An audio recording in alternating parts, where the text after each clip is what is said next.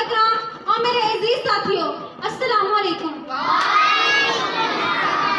आज मुझे जिस मौजू पर लबकुशाई का मौका दिया गया है वो है यौम दिफाए पाकिस्तान। 65 की जब जंग हुई, कुफर पे दुनिया तंग हुई। 65 की जब जंग हुई, कुफर पे दुनिया तंग हुई, रहमत हमारे संग हुई। आया था दबाने दब गया बातिल, आया था दबाने दब गया बातिल, आया था झुकाने झुक गया बातिल, आया था मिटाने मिट गया बातिल, कत्ल हुआ फिर खुद वहां कातिल।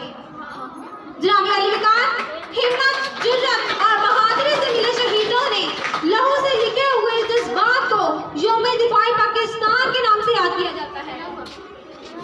चश्मे फलक ने वो दिन भी देखा कि जब मेरा पड़ोसी दुश्मन टैंकों और तोपों की फौज लेकर मेरे मुल्क की सरहदों पर चढ़ाई कर दौड़ा।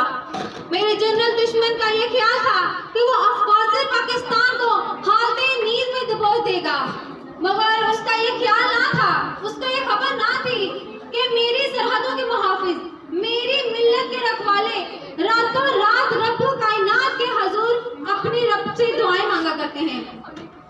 जनाब